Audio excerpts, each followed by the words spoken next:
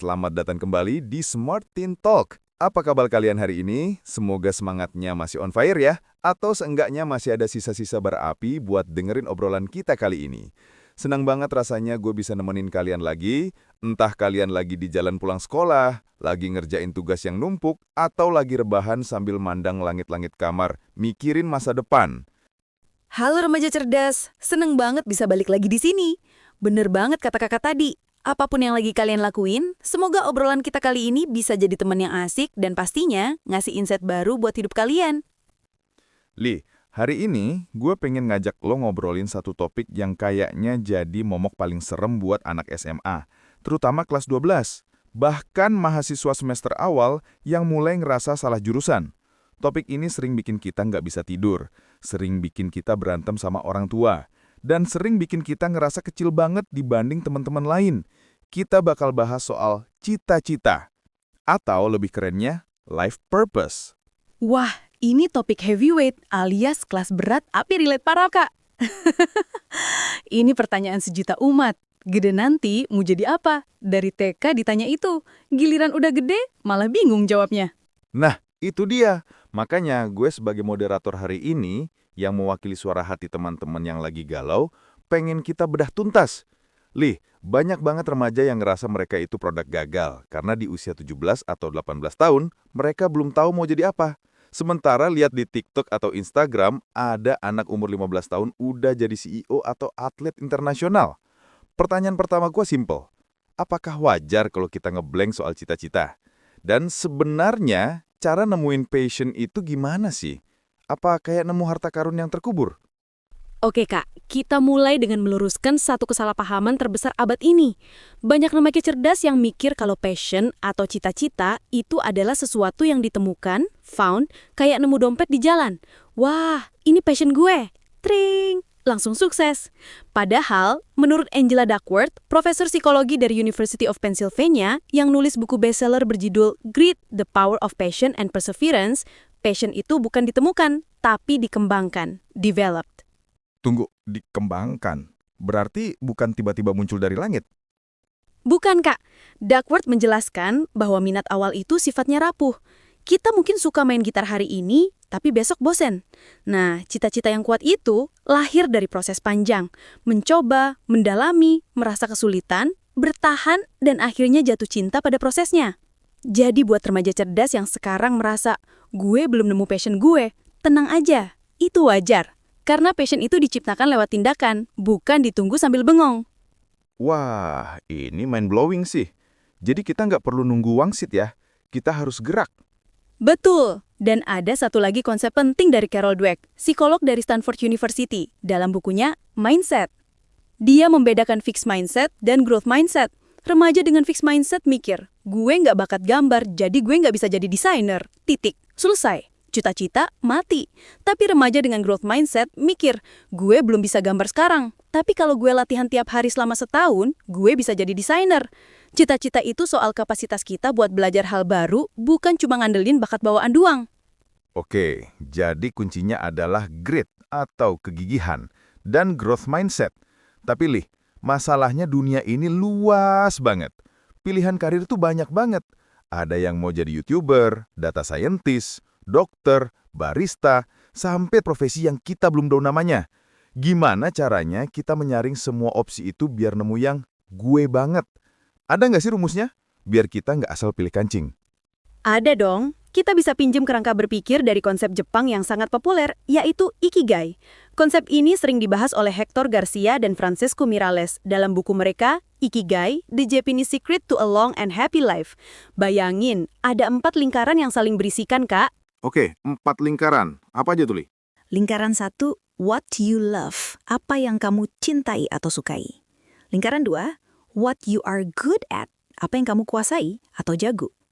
Lingkaran 3, what the world needs, apa yang dibutuhkan dunia. Lingkaran 4, what you can be paid for, apa yang bisa membayarmu atau menghasilkan uang. Cita-cita yang ideal atau ikigai itu ada di titik tengah pertemuan keempat lingkaran ini. Wah, menarik. Coba kita bedah pelan-pelan buat remaja cerdas. Mulai dari yang kita sukai sama kita jago. Itu kan kadang beda ya, Li. Gue suka nyanyi tapi suara gue pas-pasan. Itu gimana? Itu dia jebakannya. Kalau cuma suka tambah jago, itu namanya passion. Tapi mungkin cuma jadi hobi kalau nggak ada yang mau bayar atau dunia nggak butuh. Cara bedahnya gini, Kak. Buat remaja cerdas, ambil kertas sekarang, di kolom suka, tulis semua kegiatan yang bikin kamu lupa waktu, flow state. Istilah flow ini dipopulerkan oleh psikolog Mihaly Csikszentmihalyi. Kapan terakhir kali kamu ngerjain sesuatu sampai lupa makan, lupa buka HP? Mungkin pas ngedit video, pas dengerin curhat temen, pas ngoding, tulis itu. Oke, flow state ya. Indikatornya adalah lupa waktu. Terus kolom jago? Kolom jago ini nggak harus berarti kamu jual olimpiade ya, tapi hal-hal yang bagi orang lain susah, tapi bagi kamu gampang. Contoh, teman-teman kamu pusing kalau lihat angka, tapi kamu ngerasa biasa aja atau malah seru. Atau teman kamu susah banget nyusun kata-kata buat caption, tapi kamu bisa dalam 1 menit. Itu tanda kekuatan alami kamu. Tom Reed dalam bukunya Strength Finders 2.0 bilang, fokuslah pada kekuatanmu. Jangan sibuk memperbaiki kelemahan sampai kamu lupa mengasah apa yang kamu punya. Oke, catat ya remaja cerdas. Cari apa yang bikin kamu flow dan apa yang terasa mudah buat kamu tapi susah buat orang lain. Sekarang kita masuk ke 2 lingkaran bawah yang lebih pragmatis nih, Le. Apa yang dunia butuhkan dan apa yang bisa dibayar. Ini sering jadi sumber konflik batin. Banyak anak muda yang idealis. Gue mau jadi seniman murni, tapi orang tuanya bilang mau makan apa? Gimana menyeimbangkan idealisme cita-cita dengan realitas ekonomi? Ada toko yang bahas ini? Ini pertanyaan krusial. Kita bisa merujuk ke Bill Burnett dan Dave Evans, 2 profesor dari Stanford University yang menulis buku brilian berjudul Designing Your Life. Mereka pakai prinsip design thinking yang biasanya dipakai buat bikin produk Apple atau teknologi canggih untuk merancang hidup. Salah satu konsep mereka adalah reframing atau membingkai ulang. Masalah seniman versus makan apa itu seringkali adalah false dichotomy atau pilihan ganda yang palsu.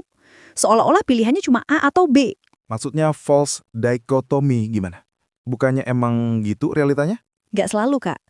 Bill Burnett ngajarin kita buat jadi wayfinder. Caranya dengan melihat irisan tadi.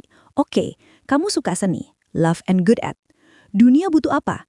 Dunia butuh desain UI UX buat aplikasi. Dunia butuh konten visual buat marketing. Dunia butuh ilustrasi medis. Itu semua dibayar. Jadi, alih-alih maksa jadi pelukis kanvas yang mungkin pasarnya sempit, kamu bisa geser dikit cita-citanya. Gue mau jadi orang yang memecahkan masalah komunikasi visual. Bentuknya bisa jadi desainer grafis, art director, atau animator. Intinya temukan titik temu antara passionmu dengan market demand atau kebutuhan pasar. Jangan egois cuma mikirin apa yang kita mau, tapi pikirin value apa yang bisa kita kasih ke orang lain. Wah, geser dikit itu kuncinya ya, fleksibilitas, jadi nggak kaku. Nah, ngomongin soal fleksibilitas nih, Li. Ada satu fenomena yang gue sering dengar, namanya multi-talented atau kalau bahasa gaulnya palu gada. Apa lu mau gue ada. Ada remaja yang bingung karena dia suka semuanya. Dia suka biologi tapi juga suka nulis puisi, terus jago basket juga. Dia stres karena disuruh milih satu jurusan, kuliah atau satu karir. Dia ngerasa kalau milih satu, dia membunuh potensi yang lain. Gimana pandangan ahli? Ini fenomena menarik. Barbara Sher membahas ini dengan sangat indah di bukunya Refuse to Choose. Dia mengenalkan istilah scanner atau sering disebut polymath atau generalis. Ada tipe orang yang memang didesain untuk punya banyak minat. Kalau kamu tipe scanner, saran fokus pada satu hal seumur hidup itu justru menyiksa. Solusinya gimana?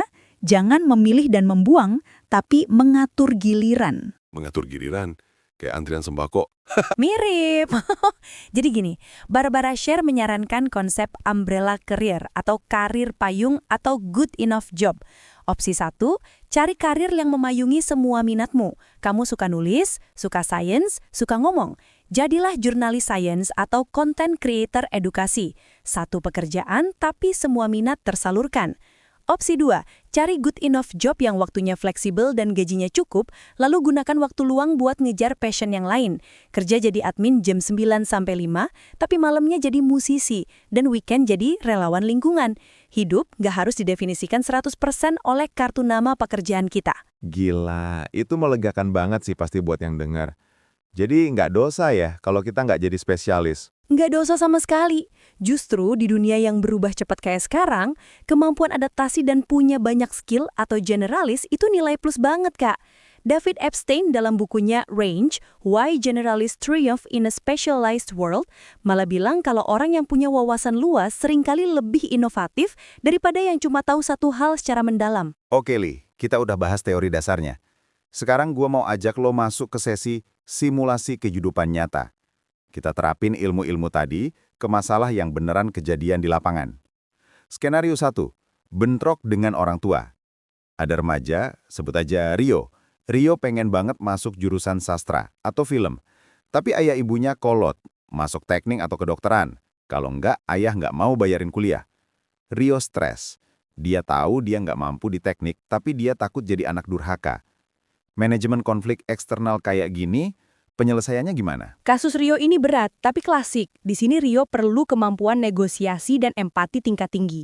Kita bisa pakai pendekatan Simon Sinek dari bukunya Start with Why. Biasanya orang tua maksa, itu karena mereka cemas akan masa depan anaknya. Why-nya orang tua adalah security.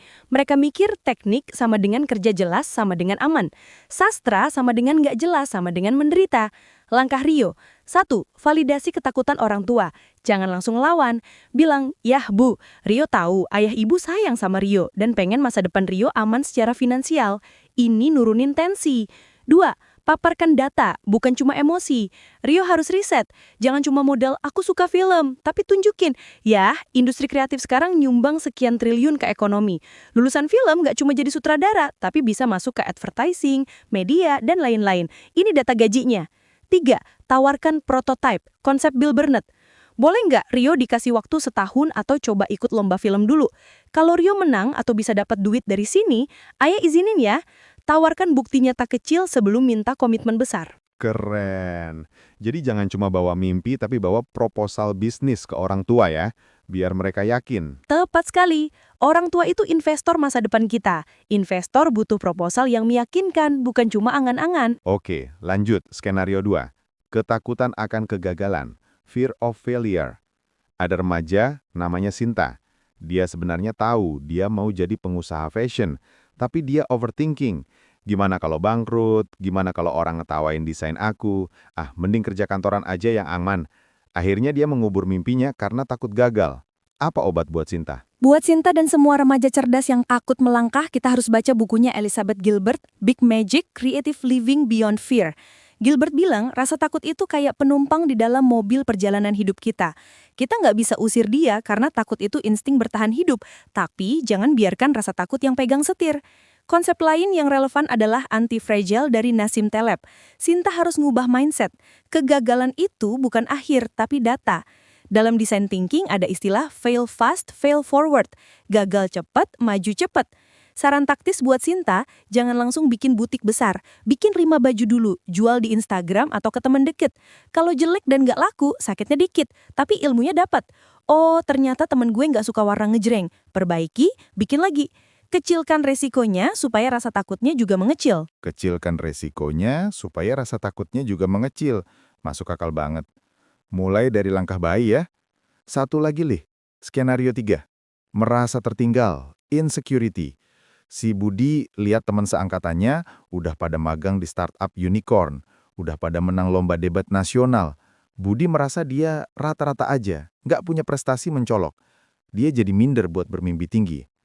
Gue mah remah-remah renginang. Gimana ngebangun self-worth biar berani punya cita-cita? Sindrom imposter dan perbandingan sosial. Ini racun banget. Kita perlu dengerin Jordan Peterson dalam bukunya 12 Rules for Life. Salah satu aturannya berbunyi, compare yourself to who you were yesterday, not to who someone else is today. Bandingkan dirimu dengan dirimu yang kemarin, bukan dengan orang lain hari ini. Setiap orang punya time zone masing-masing. Obama pensiun umur 55. Trump baru jadi presiden umur 70. Kolonel Sanders baru sukses KFC pas tua. Budi harus fokus pada compounding effect atau efek bola salju yang dijelaskan James Clear dalam Atomic Habits. Perubahan 1% setiap hari. Budi nggak perlu jadi jenius dalam semalam. Budi cuma perlu hari ini baca 5 halaman buku lebih banyak dari kemarin. Hari ini belajar 1 rumus Excel baru. Setahun lagi, Budi bakal kaget sendiri sama kemajuannya. Setuju banget. Fokus ke jalur lari sendiri. Jangan nengok kanan kiri terus, nanti malah nabrak. Li, kita udah ngobrol panjang lebar, rasanya daging semua isinya. Tapi sebelum kita tutup, gue pengen lu kasih satu roadmap atau peta jalan praktis. Kalau abis dengar podcast ini, remaja cerdas mau langsung action, langkah 1, 2, 3-nya apa? Oke, ini action plan konkret buat kalian.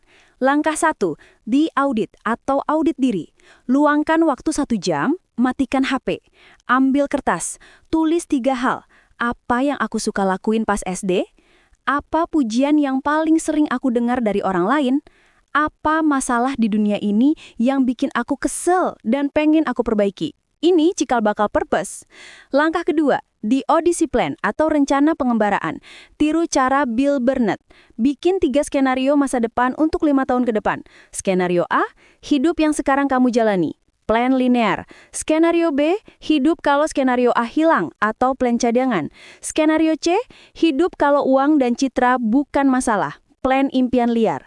Lihat skenario C, apa elemen di situ yang bisa ditarik ke hidup kamu sekarang. Langkah ketiga, the prototype. Uji coba. Jangan cuma mikir. Hubungi satu orang yang pekerjaannya kamu taksir. Ajak ngobrol atau wawancara 15 menit. Atau coba magang gratisan. Atau bikin proyek kecil-kecilan. Cicipi dulu sebelum nelan bulat-bulat. Wow, skenario A, B, dan C itu latihan yang seru banget kayaknya.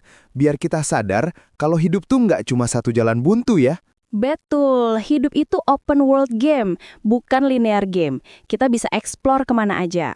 Luar biasa. Terima kasih banyak Lili buat wawasannya yang luar biasa hari ini.